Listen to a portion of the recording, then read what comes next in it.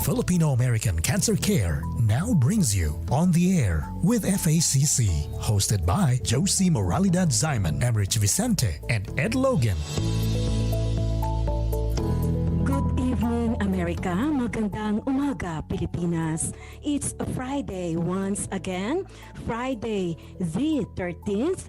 And of course, magkakasama ninyo dito sa programang On the Air with FACC, Filipino American Cancer Care, ang inyong lingkod, Josie Moralidad Zyman. And of course, kasama pa rin natin yung Executive Vice President at Co-Founder ng FACC, Ed Logan. Ed? Good morning sa Pilipinas po. Alam ko po, kailangan po natin ipagdasal ang ating mga kababayan dahil sa bagyong Ulysses na yan. At nako, talaga naman ang Filipino resiliency. And good evening po sa Amerika. Good evening to our listener here in the US. We are here. We have another special guest that we are can't wait to share the story here tonight. So, Joseph, yes. We missed our another co-host, si malilate yata ang ating co-host na si... yung pinakagwapong hunk. Si Emrich Vicente. And we would like to acknowledge si Johan, yung ating big boss sa PHLV Radio na napaka-accommodating. And sa ating mga followers ng Filipino American Cancer Care, sa mga supporters, once again, thank you so much sa inyong pagsuporta sa mga fundraising events ng FACC. Naging successful po yung ating mga fundraising events like the bingo and pati yung Zumba. At mayroon pa tayong mga fundraising events naman na darating this coming December. Yes, and I can't, wait to also share that spirit of Christmas where a lot of people are looking for hope. Pero syempre, Ed, bago naman ang Christmas, di ba? We are going to celebrate Thanksgiving Day. Kaya mamaya, tatanong natin sa guest natin yung kanyang secret recipe during Thanksgiving. So that's yes. Very interesting to, ha? Okay, so anyway, nandito na yung isang hunk. Dumating na siya galing sa resort. Ladies and gentlemen, please welcome Emrich Vicente. Emrich, how's Massachusetts? Not Massachusetts, okay? Massachusetts. Akala ko kasi Massachusetts. Hi, Niti. How are you? I'm good. How are you, Emrich? I am good. No, we just checked in. So sorry. Hindi pa namin siya na-introduce, Emrich. Okay. Okay. So, Emrich, would you like to greet our listeners and followers? Well, good morning, Filipinas. I hope everybody's safe there in the Philippines, especially sa Ilocos, sa Iloilo, the whole Philippines. Really, because when I've been praying for everybody there. I hope everybody is safe and staying healthy at the same time. And then good evening, America, from here in the East Coast and to the West Coast. Okay. Now, we would like to introduce sa inyo pong lahat yung ating special guest ngayong gabi. She is one of the board of directors ng Filipino American Cancer Care. Currently works for Yelp as an account executive where she draws on her business and teaching experience in Southeast Asia, working as an instructor in the customer service industry. She has served as a director of La Isla Publishing Corporation for La Isla Magazine, the in-flight magazine of Philippine Airlines and Air Philippines. A much sought after public speaker. Sabi niyo kanina, ninenervyos daw siya. Yung pala, motivational speaker. She was the keynote speaker at charitable events in Asia, Africa, and the United States. She has led donation drives to help cancer women and children in Zimbabwe and is dedicated to helping the less fortunate find entrepreneur empowerment opportunities. Ladies and gentlemen, please welcome Miti Aquino Tamas. Hi, Miti. Hi, good evening. Good evening, Josie, Emrich, and Ed. Good evening sa mga listeners natin sa Amerika. And to all our listeners in the Philippines, magandang umaga po sa inyong lahat. Mhm. Bago ko ibigay sa inyo, Ed and Emerich, yung mga yung pagtatanong para kay Mithi, may isang importanteng tanong lang ako sa kanya. Mithi, bakit ang pangalan mo Mithi? Tapos yung mga kapatid mo yata, iba't iba rin ang pangalan na napaka-unique sa Filipino culture. Opo, it's because yung pamilya ko, father ko, ang pangalan niya is Magtanggol. Magtanggol. And nung kinasal sila, my mom was already 31 years old. So, natatakot sila na parang nag-wish ang mom ko na sana magka-baby pa sila. So, nung lumabas ako, they named me Mithi. Mithi means wish. Yeah, Mithi. Nagkataon na may sumunod pa sa akin. So, yung pangalawa si Mucha, pangatlo si Mayumi. Galing, ha? Eh, yung anak mo ba, anong pangalan? Hindi siya. Noong una sabi ko, pag nagkaanak ako, I want to name them Malakas at si Maganda. Pero nag-anak, sabi ko, ibahin ko. That's so. Pero ang ganda pakinggan, di ba? It's nice. Salamat. Napaka-Filipino. Very unique. Very unique. Tsaka mithiin. Whatever. Your wish is my command.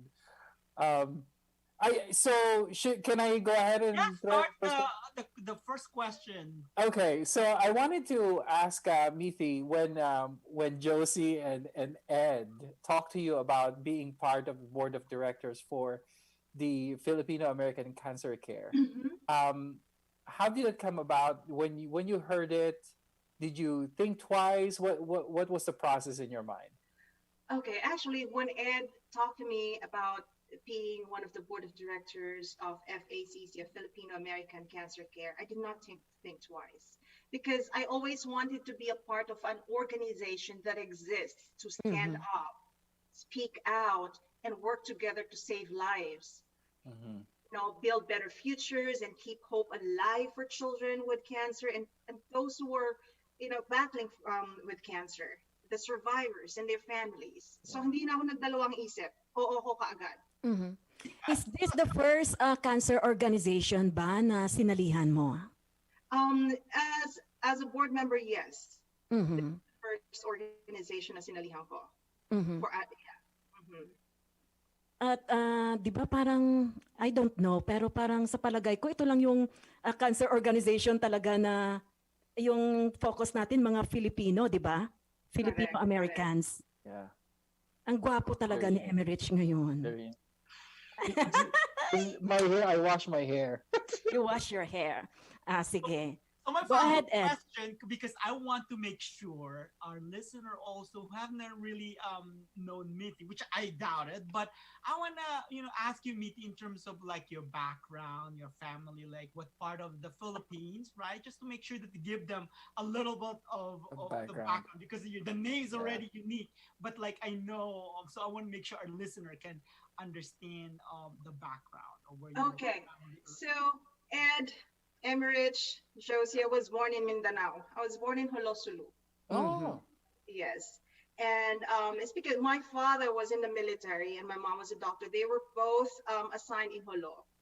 And they met there and I was born there. Pero originally, taga saan sila? My father is from Cabanatuan, Nueva Ecija. Oh my gosh. And my mom is from Nasugbu, Batangas. Oh my God, from Luzon. Wow, from Luzon. Matapang. Tama. Batanggenya. Diba? Mom ko. So, doon ako lumaki. And Holo is a very, very beautiful place. And I'm just sad right now that the security and safety there is not that good. So I grew up there, as I mentioned, studied in Notre Dame, Holo. And also, as I mentioned to you earlier, Josie, we have the most beautiful beaches in the Philippines. Kasi wala masyado nakakapunta, hindi nila nakikita how beautiful Holo is. Kung sa Manila, bumibili, at saka surrounded kami ng water. Kung sa Manila, bumibili ka ng mga isda na per kilo. Oh, wow. Plus per kilo. Sa amin hindi. Bigkis-bigkis. Mm-mm. So ganon. Oh my gosh. However, back 1993, we have to move to Manila because of a kidnap threat. Mm. Mm. So 1993, we moved to Manila, and I finished my studies in Manila in Siena College, Quezon City. It was a very, very challenging year for me because I was graduating that time, and yung mga school ayaw kong tanggapin kasi nga Mhm. graduating daw ako. Oh So, Wow. wow. but the directors of our school of Notre Dame spoke to the directors of Siena College, which is our sister school, and told Mhm. them our case. And Mhm. so How And was the curriculum probably good. Mhm. Mithi, how was life for you growing up doon sa Hulo? At it ano was ba talaga yung ano doon, yung kondisyon ng mga tao? Sabi mo nga kanina sa akin, 90% ng mga tao Muslim? yeah 80 it makes it so ngayon mga 80 to 85% are Muslims, and the rest are Catholic. You know Yeah. what? Minsan kasi pag sinasabi nilang holo, iniisip nila kaagad terrorists. But that's not actually true. They're the most loving people. And Right. Holo is a very nice place. Doon ko na-enjoy yung lahat. Napakabait ng mga tao. Talagang nasa likod nila. If you are like, let's say for example, meron kang problema, nandun sila parate. Parang pamilya Yeah. ng turing nila sa amin kahit hindi talaga kami taga doon. We enjoyed Holo so much. And also, as I've mentioned, yung life doon is napaka ganda. Sabi nga, para ka na sa paradise. You Yeah. can eat all the fruits that you want. Walang season doon. Lahat makakain mo. Speaking of Loves- food, kasi may tito mga pagkain kasi kami foodie kami dito. So, when they say, what is the food the best food that particular region of part of Okay, the Holong Sulu is near Malaysia. Mm. Okay? Gaano pa to kalayo sa Malaysia? I don't know exactly kung gaano kalayo, pero malapit lang talaga. Siguro overnight through boat, I'm not really sure. Don't quote me on that, pero malapit lang. Yung food namin similar sa Malaysian food. We have the kurma, we have the pianggang. It is usually cooked in burnt coconut coconut? Yes. and coconut cream, and it's really good. So spicy food, yan ang mga pagkain namin sa Holo. About the coffee, I heard that one of the best because being working long hours, I always need like coffee. So that's why I want to ask that question, Miti, about the coffee. So We call it kahawa sug. Kahawa means coffee, and sug means holo. Sug. Wow. It is para siyang kapeng barako. Pero of course, taga holo ko, mas masarap yung coffee namin doon. So it's really different. It's parang hindi ko siya mahanap sa Manila eh. Ibang-iba talaga eh. So what my son did, my son has a business in Manila right now. He is brewing cold brewing coffee from Holo. Yeah? Yeah. So Wow. he's like getting coffee from Holo, taking to Manila and brewing it. Cold brew. there's some study I heard that coffee is good for cancer. So we can't validate that as a medical one, but that is also a good connection. That's what I've heard. Yeah. Yeah. Walang masama kung subukan natin, di ba? Subukan lahat. Problema talaga, hindi matolerate ng tiyan ko yung kape. Yeah. Ako lang yung sa pamilya namin hindi umiinom ng kape. Ganon. Ikaw ba, Ed? Umiinom ka ng kape? Yeah, actually, me and my wife are coffee we've been Drinker. Yeah. How about you, Emerich? Oh yeah, I drink coffee. Oh, wow. Ang galing nyo naman. Coffee or tea. Coffee or tea. Coffee or tea. That's all I do. I love coffee. Ay, how I wish. Yung para, I don't even know kung paano ko na awake ako parati, di ba? Pero, Yeah. nami-maintain ko yan kahit walang kape. Ano iniinom mo? Tubig. Mas healthy. Mas healthy yung tubig. Tubig ng tubig. or Mhm. alkaline. So I always like Mhm. lemon. Alam mo ba, nag-try ako niyan na uminom ng kape, like Starbucks, no? Uh-huh. Dalawang kutsara pa lang. Ay nako, gusto ko nang pumunta sa bathroom. Oh, you have a different impact. Yeah, Hindi you have a talaga different pwede. impact. Okay. Let's go back to Mithi again. Yung dialect ninyo sa Hulusulo, hanggang gayon ba na y- you can still speak about it? Of course, I'm fluent in Yes. Tausu. Tausu. Oh, wow. O, Tausu. ano ba yun? For example, paano yun? Um, Ang kumusta? okay, kumusta? Mauno-uno na kao. How Oh are my you? God. Oh, It's mauno-uno actually ikaw. different. More, it's mixed Bisaya. Meron kaming konting Bisaya, pero more on it's more on Bahasa Malayu, similar to Malaysian language. Wow. Yes. Wow. Maganda pala pakinggan, ano? So, for example, Emerich, napakagwapo mo. Emelish, ano masabi guwapo? Okay. Guwapo. Ano ba guwapo sa Tausu? Wala akong maisip na word na si guwapo, pero maganda, beautiful. Ito yung buhok niya eh. Tingnan mo yung Jesus. buhok niya eh. So, ano yung sa sula yung magandang buhok mo pang shampoo? Malingkatin buhok mo. Oh, okay. Ah, Wow. malingkating ang buhok mo. Balikat. Malingkatin buhok mo. Mhm. Emerich, Hindi alam mo naman ba? hikain ang buhok ko. Mm-mm. Thank you. Ang ganda ng love story ni Mithi. Gusto mo siyang tanungin? Magtanong next, follow up. Fairy tale. Ikaw, Emerich, follow up the question. For the fairy tale story of your love life. So we want to hear it because they were telling me about it and I was like, no, I'm just gonna ask Mithi. Okay. So that was 2011. Oh no. Oh, nawala si Mithi. Oh. Okay lang. Babalik yan siya. Ed, can you please text her na nawala siya kasi baka naman hindi niya alam. Ganito talaga nangyayari minsan sa Zoom, no? Sa ating mga listeners and followers. Wala tayong control, Emerich, sa I Zoom. know we don't. Mhm. But did you? Una siguro, I wasn't sure if you've already invited our viewers for our virtual caroling for the holiday season. Ikaw ang mag-invite, Emerich. I-invite na kami kanina pero mas maganda pag ikaw pa rin. kasi namin ng ating mga listeners, kaya sabi ko, nako, sino ba ang magsasabi? So you can mention it while we're waiting for Mithi to go back in line. So. Yes.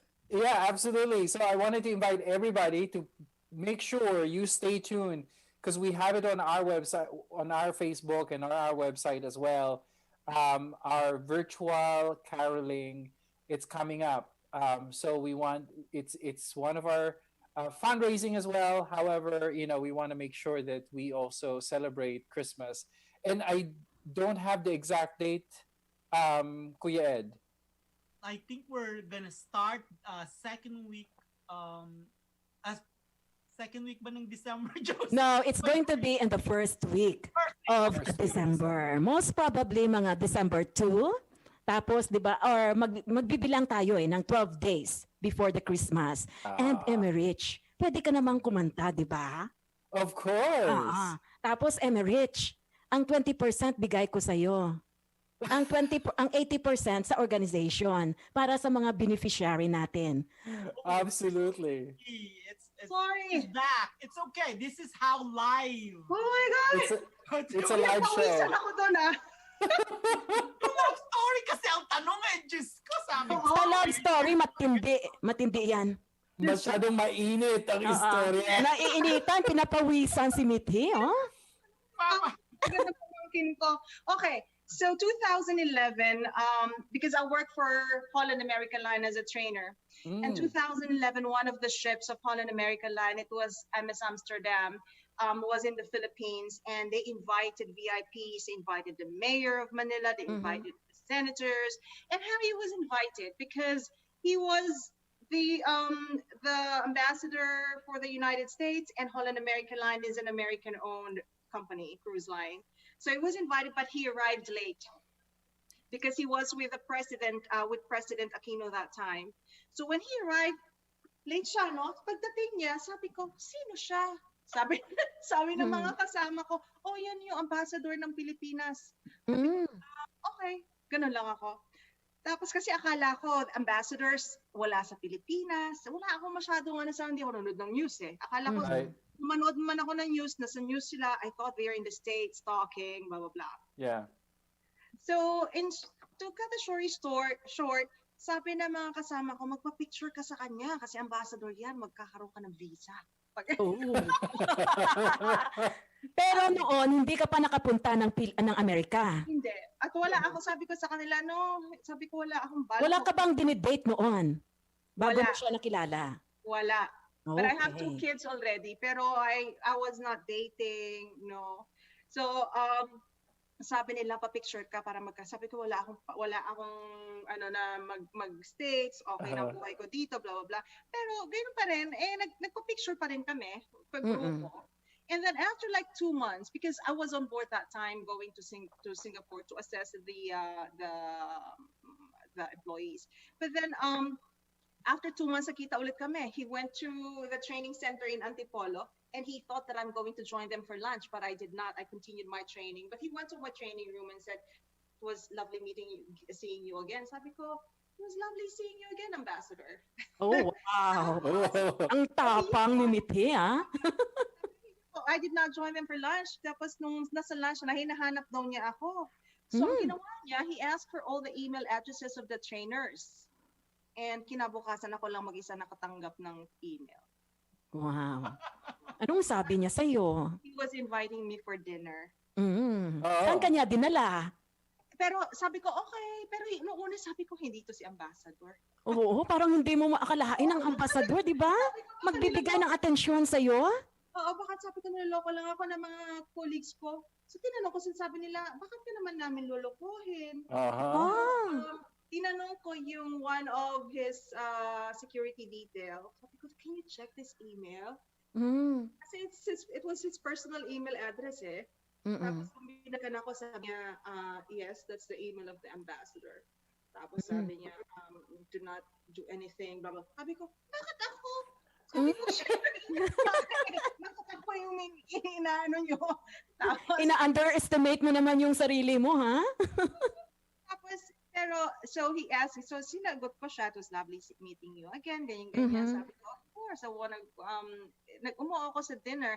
Pero every time na malapit na yung dinner date, sabi, Mr. Ambassador, I cannot go because I have a training time. So sa madaling salita, after 6 months, nun pa lang kami lumabas for like, kami lang dalawa. For a date. Oh my goodness. Nagpakadalagang Pilipina ako. No, that's right. That's Pinahirapan mo pa ba siya? Nanligaw ba siya na parang Pilipino? Oo, pumunta siya sa bahay namin. Unusual, November yon. Pumunta siya sa bahay namin, sinundo niya ako for the Marine Ball. Imbes na flowers ang dala-dala niya sa nanay ko, dinalhan niya ang nanay ko ng malaking parol. Nagmano ba siya sa nanay mo? Ang galing. Ano sa nanay ko? Tapos, nung may kukunin siya dapat sa labas, sa kotse nila. Paglabas niya, nagulat siya kasi yung buong street namin punong-puno ng tao. Inaabangan siya, bigla siyang pasok ulit. Sabi niya, ano yun? What's going on? Dala-dala ka kung ang dami mong dala-dala mga tao eh. Ayun, dinalhan niya nanay ko ng parol. Tapos sinabihan niya ang nanay ko, sabi niya, doktora, sabi niya, nung nakita daw niya ako, sabi niya, sinabihan niya nanay ko na I wanna ask permission, sabi ganon. I just want you to know that I fall in love with your daughter.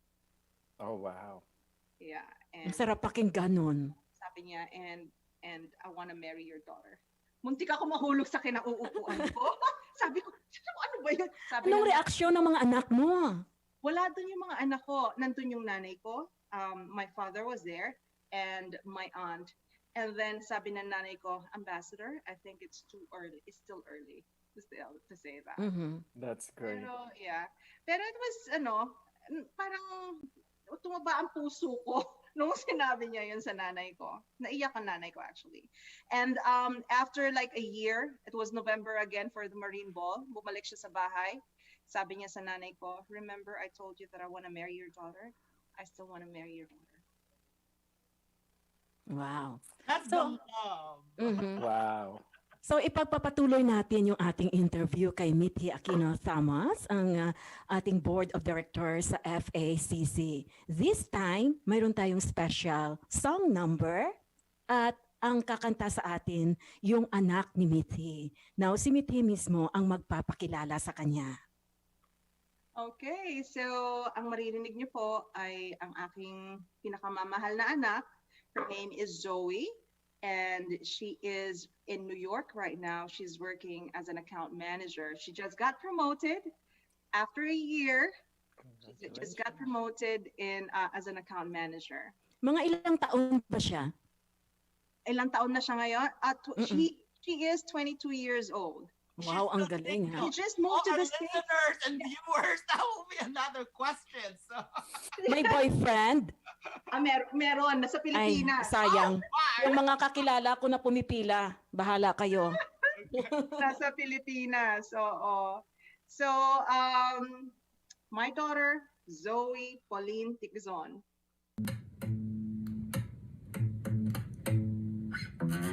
Three little birds sat on my window, and they told me I don't need to worry. Summer came like cinnamon so sweet.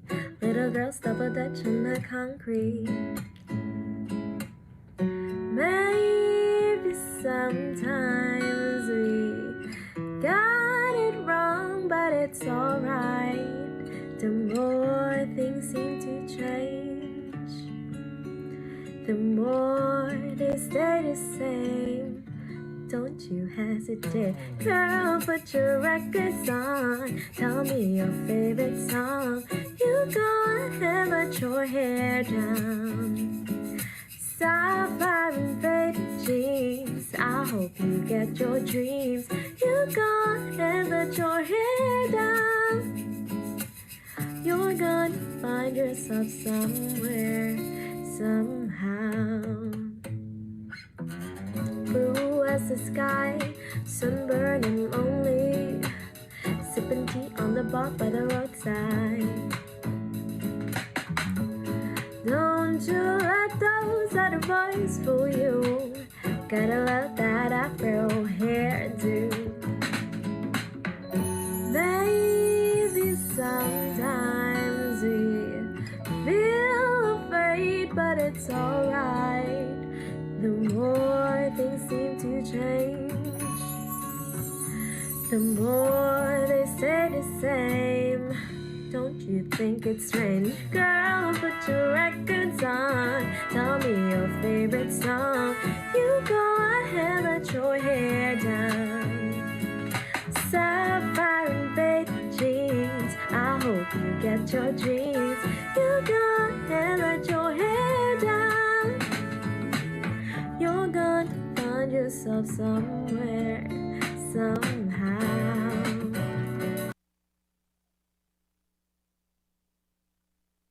So much sa anak ni Mithi na si Zoe, di ba? Yung pangalan niya. Zoe. Zoe. Ang ganda Yay. naman. Bakit Zoe? Sa ina ang boses. Kaya Oo, natin, ang ganda ng boses, ha? Mahabang kwento yung Zoe.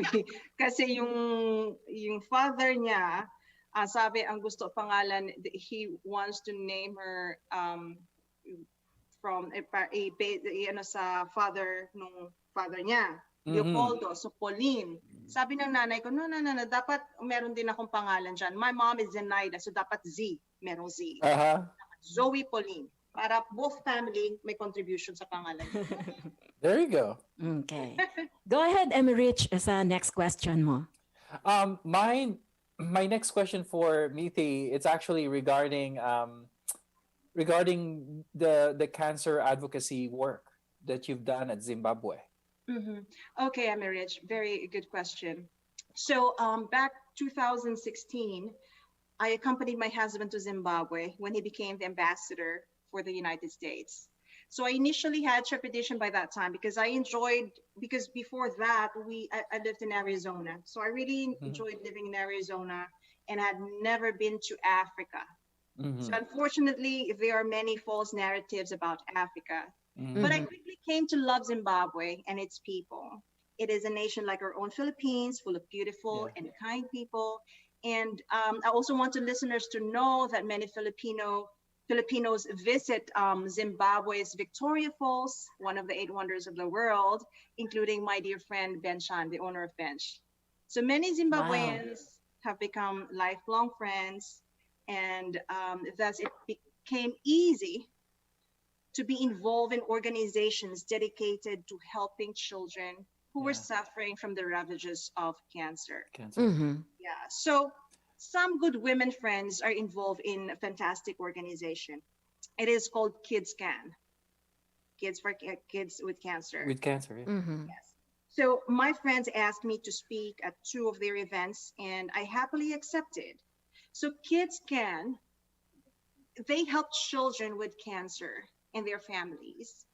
So they provide case management, psychosocial support, clinical care, and engage in fundraising.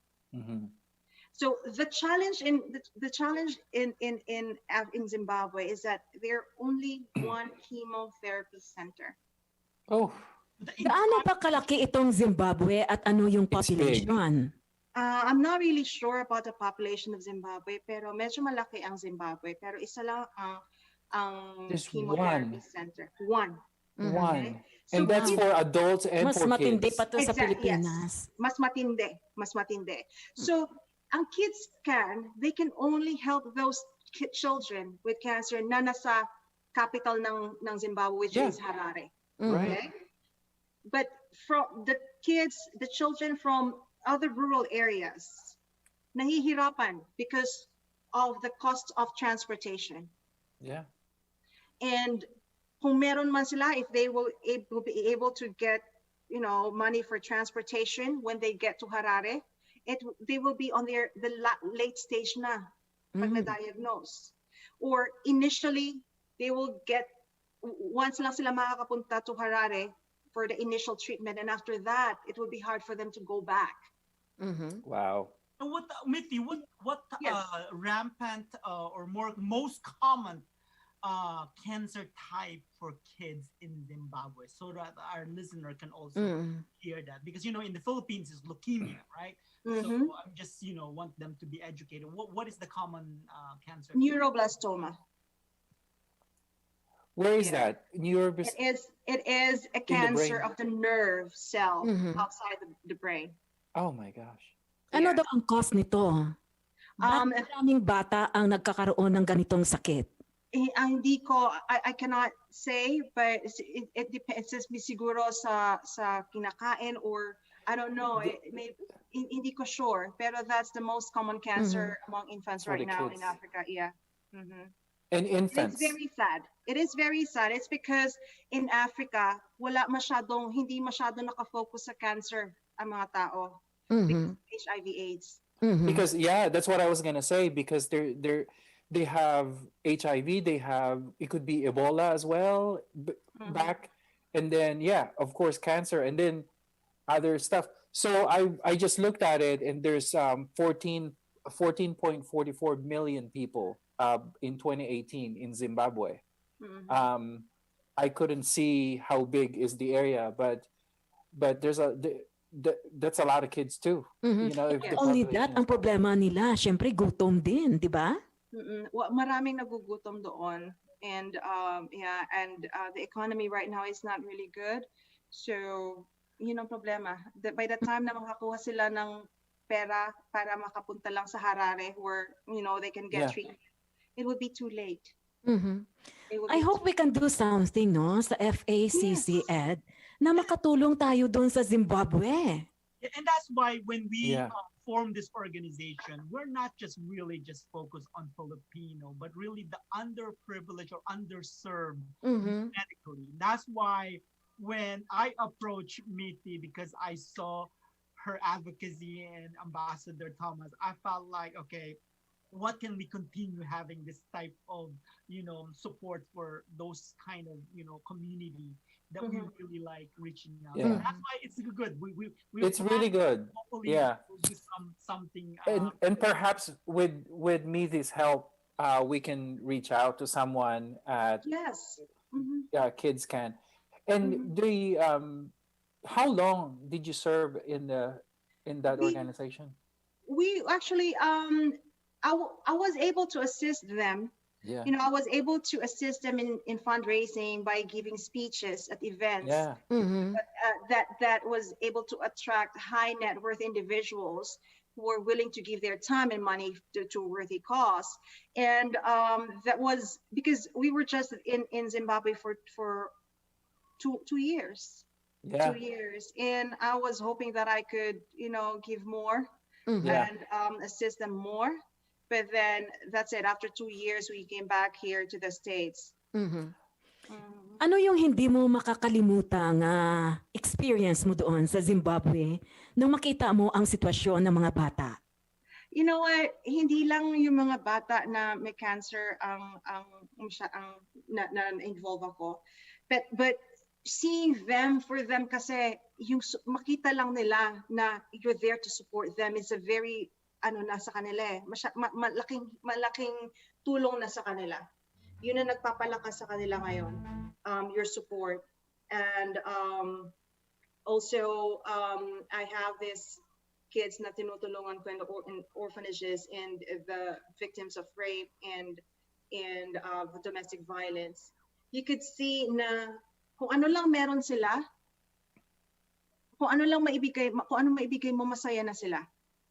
But you could see na pag nakita mo yung sitwasyon nila, na alam mo na kailangan nila ng something na mas mapapasaya mo sila at ano mo yung loob nila. So ayun, yung saya sa mga mata ng mga bata na naandun ka, makikita nila yung suporta mo. Pictures that you send us, it's just really like priceless.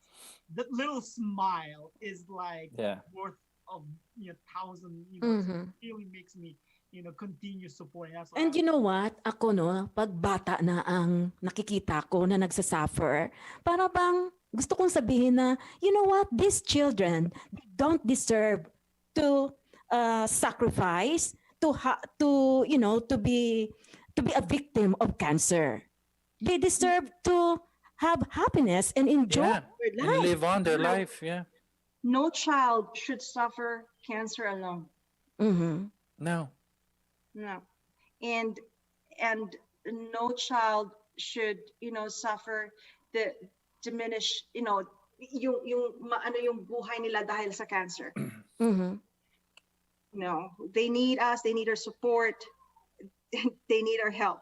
Mhm. Yeah. And I'm very sure kahit yung mga ginagamit nila na equipment no sa chemotherapy or sa anumang cancer treatments, hindi yon kasing advanced na No. nandito sa atin sa Amerika. Mm-mm. No, maraming mga nagsasuffer na late stage na hindi na the diagnosis because of lack of poor health system in It's the Africa. poor health system. Yeah. So what are the other support from their government that they're getting now? I mean, you left. So what have you been hearing? What's the situation now? Mhm. Yung As peace I and order mentioned- doon. As I've mentioned, they're not focused on cancer. Okay, So- they're more into HIV/AIDS. So these people, the organizations who are really helping these children, are private organizations like Kids Can, and there's Yeah. another one. It's called Rainbow Children Village. Okay, Rainbow Children Village is working hand in hand with Kids Can and also with Mikkel's Foundation. Mhm. So what they did is they put up this parang house for kids who are battling for cancer. Yeah. Parang pag meron silang scheduled for treatment in Harare, they can stay there while they're getting treatments.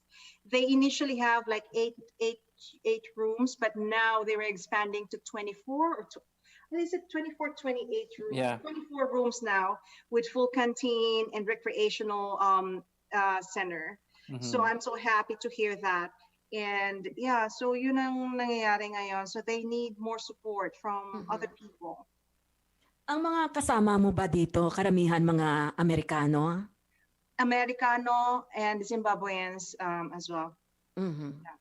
Mhm. And Ano then, naman ang another sabi ni Ambassador Thomas? I'm sorry? What did Ambassador Thomas tell you about this condition of the kids in Zimbabwe? He's very sad about it. And sabi nga niya, kung may maitutulong pa tayo, sabi niya kung I hope, parang iniino niya na sana may mas maibigay pa tayo. Alam mo Right, yon. Pero what we're doing right now, kung ano lang ang kaya namin, kung ano lang meron kami, sige, Absolutely. share na natin, isuporta na natin sa kanila. So ano yung mga binigay niyo sa kanila at that time? Well, when we were there, these kids, they need like medications, and they need like money for their x-rays. So we support them, and me, as I've mentioned, na nagsusupport din ako by giving speeches, so For the fundraising. So ayun. I can't really do like my own fundraiser because I'm not allowed to do that before, because I cannot use my husband's name as the ambassador to do fundraiser. So what I did is ask my friends to help me, you know, parang personal lang, papadala sila sa akin, but they cannot, they don't send like money. No, it's like goods, like they can send like clothes for the kids, like medication or something like that. Yeah. Well, pwede natin gawin yan dito sa I'm Amerika, telling you, di ba? one of our future plans that we can incorporate. Yeah, and the good thing about it is if let's say, for example, we'll talk to somebody in the embassy. Now we're willing to help, ganyan. So we can send something. Para lang nagsasend ka ng package here in the States kasi they have this address. Yeah. Right. Do you know if there's any Filipino community in Zimbabwe? Oh, yes. Oh, there you go. wow. We There have a you lot go. of Filipinos in Zimbabwe. And Nice. and it was fun because so I met them, and then there was like a food event, and then I introduced them to a friend who was organizing the food festival there. And you know what? Oh my Nasa god. top ang Filipino, pansit ang hinain, Oh my barbecue. gosh. True Panalo, story of the panalo. Filipino diaspora worldwide. Exactly. That's When I went to amazing. Stellenbosch, Nakakapagluto pa ng pansit, ha? no, this is really true, Emmerich and Josie. When I went there in '93 in Oh, Stellenbosch University, we didn't know that na nakapunta ka na pala doon. but amazing, we're like in Stellenbosch, we're like, and then I heard the Filipino Tagalog words. Oh, there's some Filipino, and you made you like, you know, oh wow, I want to like meet more of them. So it's just So that makes it easier for FACC to reach out. Yes. And of course, with the help of the US MITI. Embassy at the same time with MITI. So it's gonna be, I think, oh my gosh, I'm hoping, okay, knock on wood, that none of our Filipino community have suffered, you know, without any help of cancer there. Yeah. Hopefully wala. Yan na nga yung sinasabi nila eh. Minsan parang tinitake natin for granted yung mga blessings dito sa Amerika. True. Doon pala sa ibang lugar like Zimbabwe, malaking bagay na to. Tama. Oo. Well, I have one last question. I want to know if it's okay, Miti. I know that cancer is also very personal to you as an experience. I just want our listener kind of hear that as well. You know, why is cancer so personal to you as well? Okay, back in 2017, I went to a doctor, to my OBGYN for my annual checkup. And it was because, you know, I want to say this, I want to share this to the listeners, because I want them to have their checkup regularly, because I did not do that before. So I was feeling something and observing my body, and it's not right. So I went to my OBGYN, and my OBGYN said, you know what, we need to do a biopsy. So they did. That was February 2017. They did a biopsy, and then they said, okay. And then I said, how will I know the results? They said, we will call you. I said, I'll be going to Arizona to visit my friends. So sabi nila, okay, we'll email you or we'll call you. I said, okay. So February 14, they called me and they said the biopsy was positive and I need to get an operation as soon as possible. So I called my husband and I said, ayoko mamatay. I don't want to die. I was crying. He said, you're not going to die. We're here to support you. And we have very good doctors in the state. So I had the operation March 3rd. And Sa Virginia ka pa nun. no, nasa Africa na ako, nasa Zimbabwe na ako na, napunta lang ako dito vacation. And I was supposed to go back to Zimbabwe March, but I was not able to go back. I was I was stuck in Virginia for almost 7 months. Kasi kailangan ko mag-check up every month and then every 2 months and then another biopsy. So dun ko na feel na kailangan mo ng suporta sa ibang tao, hindi mo kakayanin na mag-isa. Kakayanin mag-isa. And doon ko na, yung fear na paano pag yung mga anak ko ang nagkaroon neto? Paano yung mga anak ko naka-feel neto? Ayoko na ma-feel nila na mag-isa sila. Alam mo yan? So, doon ako nagsimula na maging advocate for cancer, tumulong, and to support them. So nagkaroon ka ng surgery. Tapos, yeah, that was March 2017. And then sabi ng doctor magpa-biopsy, magpa-check up every 2 months. And then every 4 months and then every 6 months na. So okay na, clear naman na. You're so lucky. And that's good that the awareness again that we're incorporating our mission, Mitty. I really appreciate the bravery and courage because this is a personal thing. It's a matter of time when you share it to our listener. And this is really a good learning. Like, hey, don't take it for granted. So that's what you just said. It's really inspiration for them to say, hey, take it, seriously. And I know your love for your kids, in anybody, right? That's why we really have passionate to help kids, and that's why the Zimbabwe Kids Cancer and our Filipino Cancer Kids Outreach we're planning to do in December. So really appreciate that. One last question ko kay Mitino. Mahilig ka palang gumawa ng pandesal. Yes, I have a small business, and what I do is I bake pandesal, ube cheese pandesal, and the regular pandesal as well, and ensaymada. Wow. Yeah, yun ang aking pinagkakaabalahan. Those are so good. Saan mo ba natutunan to? Ang nagsimula ang aking pinakamamahal na anak. Nung first stage ng quarantine. Not Zoe. Is it Zoe? Zoe, yeah. Wow. Si Zoe yung nagsimula. Pinagpatuloy ko lang kasi bumalik na siya ng New York. Wow. So, nagbe-bake kami parati. And every time we bake, so ang dami namin i-bake. Hindi naman kami makakain na marami. So, ginagawa namin, we go to USPS and give the frontliners there. And then we call our nurses, mga friends namin na nurses, and we give them the breads. And then, sabi nila, why don't you sell it? So, yun na. Marami na nag-order. There you go. Yeah. Anne is doing the coffee with Zulu right. The daughters. So it's really match in heaven, the business. It's really good. Entrepreneurs. So, Ed, Josie, if we still have time, I want to just share something to the listeners. Do we still have time? We have 3 minutes. Okay. So I just want everybody to know, to all cancer warriors who are listening right now, I want to tell you about Wadzi, a young Zimbabwean girl who lost her leg to cancer at the age of 12.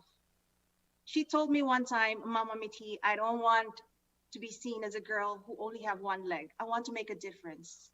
So Wadzi did not let anything stop her. She is now a student of Columbia University, one of the world's greatest institution, and she's studying to be a doctor. She stayed with our family, and we encourage her to stay positive. And now Columbia University doctors will help her with a prosthesis. And we take pride in knowing that our advocacy has helped her. That's awesome. Sana makita natin siya. At na-interview dito. Yes, we'll invite her, Mitty. and she's helping a lot of survivors and those who are fighting for cancer, giving her support, talking to them. Mhm. She's in New York. I just spoke to her just recently. And- And then I told her, Thank you for sharing. Mhm. And you know, Mithi, you're a blessing, no? thank Sa you. amin at syempre kay Wadsi na yan dahil syempre ikaw tumulong dyan at saka si Ambassador Thomas, malaking bagay yan. Hindi lang And- para sa kanya, Oo. kundi para rin sa ibang mga cancer victims. Yeah, and I also want the listeners to know that in reality is that we cannot cure cancer without financial support. That raises money for medical institutions fighting cancer. We also must provide financial assistance to families who suffer hardships when they must take time off from work to take care of their children for medical care. So I want them to be like Wadsi, but if they want more Wadsis, please donate. Yeah, Yes, Thank you. share your blessings. absolutely. Mhm. Thank you Thank so you. much, Mithi, and we hope to see you again dito sa Virginia. Sana makapag-dinner tayo kay Mithi, ano? Yeah, Sabihin Yeah, mo sa akin, absolutely. sabihin mo sa akin kailan. Kumakain ka ba ng crabs? Oo naman, paborito. Oh, sige na, Oh dito my na sa God, bahay. crabs. That's it. That's it. Mhm. Yes, sige, baka December makabalik ako ng Virginia. Nice. Wow. Kakanta uli sila, mother and daughter duo, right? Mhm. There you go. Pwede yan sa Christmas caroling. Exactly. Pwede. Mhm. Mm. Gawin natin yan. Si Emerich, isang night. Si Mithi and daughter, isa ring night. 20% sa inyo, 80% para sa mga beneficiaries. Ano? There you go. Deal? Talagang naka-on the air eh. Lahat na. Recorded. Okay. So thank you so much sa ating Thank mga you so followers and listeners. Lastly, Emerich. Thank you so much. Good evening, everybody, and I hope everybody stays safe. Until next Friday. Yes, next Friday. Maraming salamat. Salamat. Have a good weekend, everyone. Thank you, Johan. See you again next Friday. See you. Thank you, Mithi.